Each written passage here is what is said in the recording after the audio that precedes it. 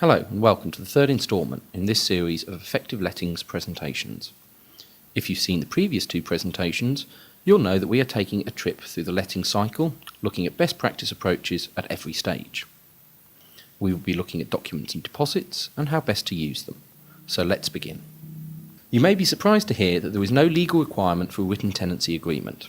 However, we couldn't recommend strongly enough that you provide a written agreement for every tenancy you grant. You will find our approved tenancy agreement on the NLA's website. These are available to all landlords via the NLA's Associate Landlord Scheme. Just visit the membership section of the website, enter your details, and you can download them at your leisure. The tenancy agreement acts as a business contract. It outlines the rules governing the tenancy. All agreements are regulated by consumer contract legislation, which means that unfair terms are not legally binding. This protects tenants as unfair terms are not enforceable.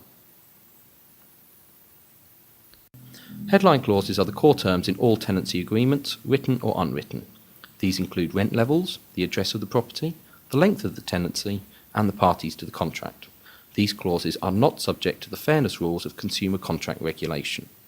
However, any additional terms and conditions are subject to the fairness regulations. So how do we ensure your clauses are fair? Use plain English, limit legal jargon, and don't infringe your tenant's statutory rights. The next few slides show some examples of common terms that landlords include in tenancy agreements and how to ensure they do not fall foul of the fairness regulations. In this slide, we are looking at penalties. This is to ensure that any restrictions you impose on how your tenants use your property is legally enforceable. This slide will help you ensure that any obligations you impose on your tenants will not be dismissed by a court. Landlords cannot bind tenants to clauses or conditions they have not seen. Therefore, it is important that tenants have the right to see any additional documents. Earlier, I mentioned the NLA's approved tenancy agreements, available for all to download. You'll find all NLA-approved forms under the Services tab on the website. These can be accessed by anyone for free once you've registered as an associate landlord. The forms cover everything you'll need to create, manage, and end a tenancy.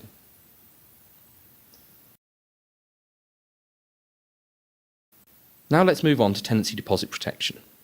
As I hope you are aware, all deposits taken in the UK must be protected in a government-authorised tenancy deposit protection scheme. This is a legal requirement. Failure to protect the deposit can result in a fine of up to 3 times the deposit plus the full return of the deposit.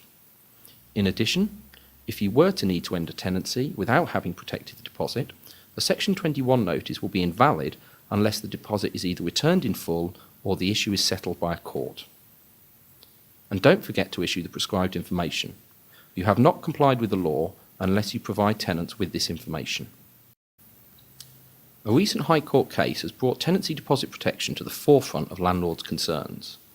The court case ruled that when a fixed-term tenancy ends and is either renewed or falls onto a month-by-month statutory periodic tenancy, then the deposit must be reprotected and the prescribed information must be reissued. This ruling was not made in the spirit of the law and could have a significant impact on many existing tenancies.